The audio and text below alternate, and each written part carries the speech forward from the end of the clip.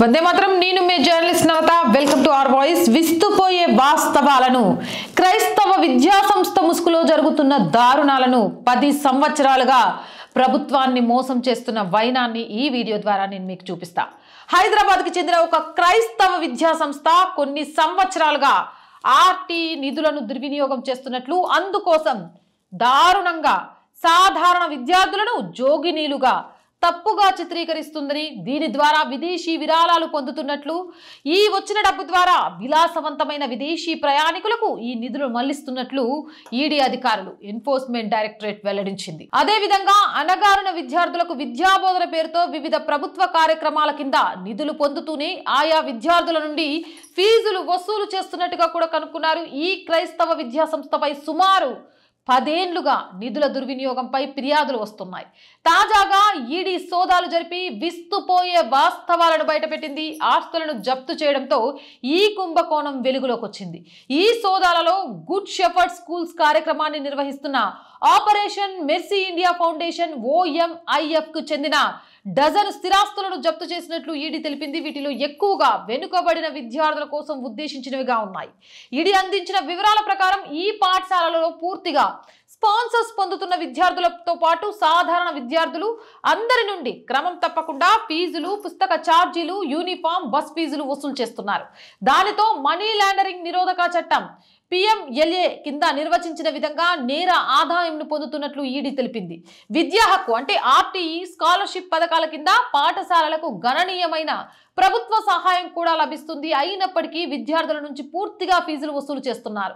ప్రభుత్వ రియంబర్స్మెంట్లను విద్యార్థులకు తిరిగి చెల్లించకుండా OMIF ప్రధాన కార్యాలయ ఖాతాలకు మళ్లించారని ఈడీ పేర్కొంది.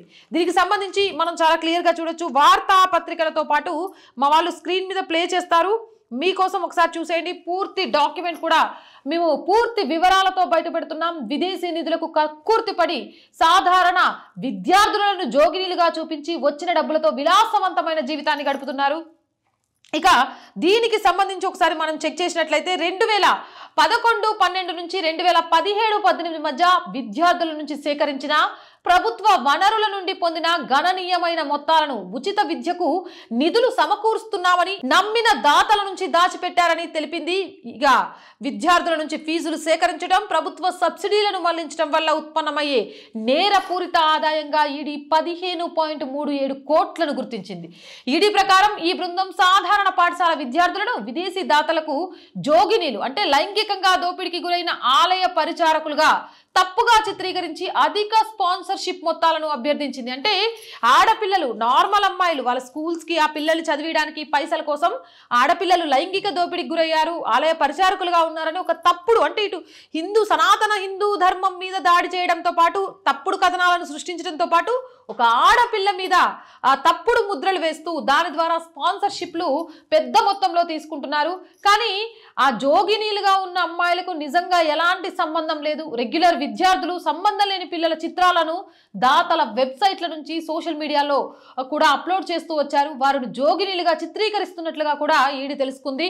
జోగిని పునరావాసం కోసం నెలకు $60 నుంచి $68 వరకు విరాళాలు వస్తున్నాయని, సాధారణ విద్యార్థుల స్పాన్సర్షిప్ కోసం నెలకు $20 నుంచి $28 వరకు విరాళాలు వస్తున్నాయని, సో జోగినీలుగా ఒక అమ్మాయిని చిత్రీకరించి చూపించడం వల్ల సాధారణ విద్యార్థికి వచ్చేదానికంటే 3 ఇంతలు ఎక్కువ వస్తుంది. కాబట్టి వీళ్ళు కాసులకు కక్కుర్తిపడి ఆడపిల్లల జీవితాలతో చెలగాటం ఆడుతూ తప్పుడు చిత్రీకరణలతోటి అధిక నిధులు సేకరిస్తున్నట్టుగా కూడా ఈడీ అయితే చెప్తోంది.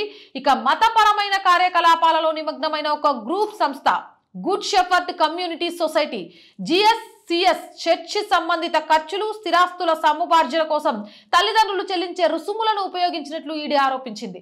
దర్యాప్తులో నిందితులు తమ ప్రధాన కార్యకలాపాల కోసం అనుబంధ సంస్థలకు నిధులను మళ్లించారు. సీనియర్ కార్యకర్తల విపరీత విదేశీ ప్రయాణాలకు వాటిని ఉపయోగించారని, ఇందులో కీలక కార్యకర్త doctor Joseph Gregory D'Souza business class విమాన ప్రయాణం కూడా తేలిందని చెప్పారు. దళిత, ఇతర అణగారిన వర్గాల విద్యార్థుల విద్య, పాఠశాలల నిర్మాణం, నిర్వహణకు సంబంధించి ఇతర అనుబంధ ఖర్చుల కోసం OMIF ముఖ్యమైన విదేశీ స్పాన్సర్షిప్ నిధులను పొందిందని ఏజెన్సీ తెలిపింది. హోం వ్యవహారాల మంత్రిత్వ శాఖ బహుళ ఓం ఇండియా సంస్థల ఎఫ్ఐఆర్ల విదేశీ సహకార నియంత్రణ చట్టం లైసెన్సును పునరుద్ధరించకూడదని ఆదేశించింది. వారి ఖాతాలను కూడా స్తంభింపజేయనుందని తెలుస్తోంది. మొదటిసారిగా 2016లో వీరిపై మాజీ చీఫ్ ఫైనాన్షియల్ ఆఫీసర్ గోర్విపాగా అల్బర్ట్ లాయల్, chief functionary doctor Joseph Gregory డిసౌజీలపై భారీ నిధుల దుర్వినియోగానికి పాల్పడ్డారని ఆరోపిస్తూ పోలీసులు ఫిర్యాదు చేశారు. ఇక ఆ మరుసటి సంవత్సరం అంటే 2017లో తెలంగాణ పోలీసుల సిఐడి ఎఫ్ఐఆర్ నమోదు చేసి ఐపీసీ ఎఫ్సిఆర్ఏ కింద ఉన్న నేరాలతో సహా ఆరోపించిన ఆర్థిక అవకతవకలపై వివరణాత్మక దర్యాప్తును ప్రారంభించింది. ఆగస్టు 2023లో సిఐడి నాంపల్లి క్రిమినల్ కోర్టులో సమగ్ర ఛార్జ్ షీట్ ని 45 పేజీలు దాఖలు చేసింది. ఇందులో ఓం ఇండియా గ్రూప్ తో సంబంధం ఉన్న 20 మంది ముఖ్య వ్యక్తులను పేర్కొంది. జూన్ 2024లో సిఐడి దర్యాప్తు ఆధారంగా ఈడీ పిఎంఎల్ఏ చట్టం కింద ఈ కేసును చేపట్టి హైదరాబాద్ చుట్టుపక్కల 11 ప్రదేశాలలో సోదాలు నిర్వహించింది. డిసెంబర్ 2025లో ఈడీ ఓం ఇండియా సంస్థలు దాని ముఖ్య కార్యనిర్వాహకులకు సంబంధించిన 12 స్థిరాస్తులను అంటే మార్కెట్ విలువ ప్రకారం సుమారు 15 కోట్లు తాత్కాలికంగా జప్తు చేసింది. ఏదేమైనా సాధారణ ఆడపిల్లల్ని జోగినీలుగా చూపిస్తూ విదేశీ నిధుల ద్వారా చేస్తున్న అతి పెద్ద కుట్ర వెలుగులోకి వచ్చింది. ఇది హైదరాబాద్ లోనే జరగడము. దీనికి ఓం సంస్థతో సంబంధం ఉన్న ఏదైతే ఓం ఇండియా సంస్థలు మరియు దాని ముఖ్య కార్యకర్తలకు సంబంధం ఉన్నట్టుగా కూడా తెలుస్తోంది. ఇక దీనిలో కొంతమందిని ఇప్పటికే క్రిమినల్ కేసులు కూడా వీళ్ళ మీద నమోదయ్యాయి. అలాగే గోర్విపాగా ఆల్బర్ట్ లయాల్, అలాగే డాక్టర్ జోసెఫ్ గ్రోగెరీ డిసౌజీ ఇలాంటి వాళ్ళ మీద చాలా పెద్ద ఎత్తున ఆరోపణలు వచ్చాయి. కానీ ఇది వెలుగులోకి రావడంతో క్రైస్తవ స్కూల్స్, అలాగే ఉచిత స్కూల్స్, లేకపోతే ఇంకొక పేరుతోటి చేస్తున్న అతి పెద్ద దుశ్చర్య అనేది బయటకు వచ్చిందని చెప్పొచ్చు. ఆడపిల్లల జీవితాలతో చెలగాటమాడుతూ పైసలకు కక్కుర్తి పడి ఆడపిల్లల లైంగిక దోపిడీకి గురి అయిన వాళ్ళు అని చెప్పి విదేశీ నిధులను సంపాదించుకుని ఆ నిధులతో జల్సాలు చేస్తున్న క్రైస్తవ మిషనరీ స్కూల్స్ కి సంబంధించి, క్రైస్తవ విద్యా సంస్థలకు సంబంధించి సుమారు 10 ఏళ్లుగా జరుగుతున్న ఈ విషయం ఇప్పుడు వెలుగులోకి రావడం సంచలనంగా మారింది. అది కూడా తెలంగాణలోని హైదరాబాద్ లో.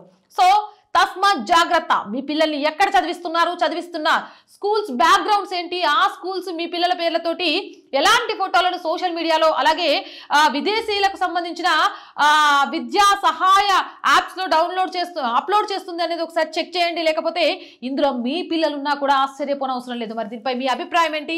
ఇలాంటి విద్యా సంస్థలపై ఎలాంటి చర్యలు తీసుకోవాలి అనేది కామెంట్ సెక్షన్ లో పెట్టండి. మోర్ వీడియోస్ కోసం ఛానల్ వెంటనే సబ్స్క్రైబ్ చేయండి. అండ్ వీడియో చూస్తున్న ప్రతి ఒక్కరికి ప్రతిరోజు రిక్వెస్ట్ చేస్తున్నామండి, ఆర్ వాయిస్ పొలిటికల్ ఇవి మీ ఛానల్స్, మీ వల్ల మాత్రమే నడుస్తున్నాయి. కాబట్టి ప్రతి ఒక్క వీడియోని లైక్ చేసి షేర్ చేసి మీకు తెలిసిన వాళ్ళందరితో సబ్స్క్రిప్షన్ చేయించండి. అంతేకాదు ఆర్థికంగా మీ అందరి చేయూత చాలా అవసరం.